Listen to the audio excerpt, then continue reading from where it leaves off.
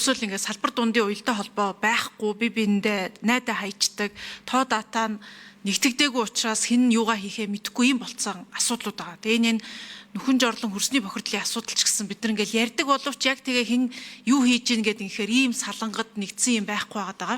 Тэгэхээр одоо хууль эрх зүйн орчин үнэхээр энэ дээр засахлууд бид нар ч гэсэн хамтарч ажиллая. Манай яамдууд ч гэсэн мэдээллүүдээ нэгтгэхэд бас өгөх хэрэгтэй байна, анхаарах хэрэгтэй байна. Саранчлон гишүүний хэлж байгаа тэр одоо үнэхээр 100 жилээ тэмдэглэж байгаа бол бид нар ядаж энийг нөхөн жорлонгоо байхгүй болгодог ийм юм хий. Тэгээ ундрам гишүүний тэр хэлж байгаа тэр албан байгууллагуудад шаардлагын нүг, сайн зураг гишүүний хэлж байгаа тэр туслан эдгээр нөгөө нэг газраас нь чөлөөлж ийн гэл яриад байгаа шүү дээ. Тэгвэл тэрнийх нь нэг шаардлага болгоё л доо. Нөхөн жорлонгүй бай, хөрсний бохирдлоо сэргийлсэн арга хэмжээ авъя. Тэгжээж энэ хөнгөлт хөтөлбөртөө хэрэгж ордог болъё гэдэг ийм хөшүүргүүдийг бид нар хийх ёстой. Тэрнээс одоо бүгдээрэн дээр нь төсөв тавиад бүгдээрэнгийн өөрчлөнгийн үйлстэй 800 жорлонг 5 жилийн хугацаанд 160 тэрбум зарсан гэдэг шиг л одоо хизээч биелэхгүй 500 гад мянган нөхөн жорлонгийн асуудал байж байгаа учраас ийм олон хөшүүргүүдийг хиймээр байна. Та бүхэн ч гэсэн уялдаа холбоотой мэдээллүүдээ гаргаж өгмөр байна.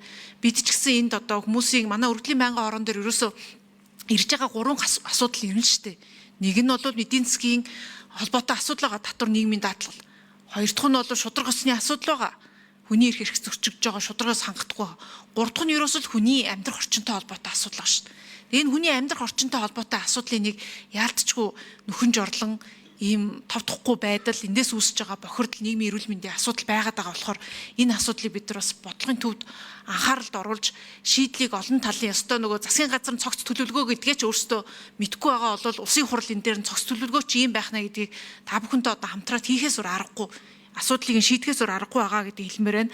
Манай яам тамгын газрынхаа энэ дээр бас мэдээлэл нэгтгэж түргэн шуурхаа хамтарч ажиллана гэдэгт итгэж байна. Бид бас хэрвээ түрүүн хүүхдийн хоолтой холбоотой асуудлаар бас ийм шийдэл гаргая гэж байгаа шиг энэ нөхөн жорлон хөрсний бохирдолтой холбоотой асуудал дээр ч гэсэн чиглэл өгөх ийм ажлуудыг бас хийж болно. Тэгээ шаардлагатай манай байнгын орооны гишүүч гэсэн санаачлаад ийшээгээ бас чиглэсэн юмнуудыг хий гэж бодож байна гэдгийг бас эцэст нь хэлмээр байна. За ингээд гишүүд үг хэлж дууслаа. Төв суурин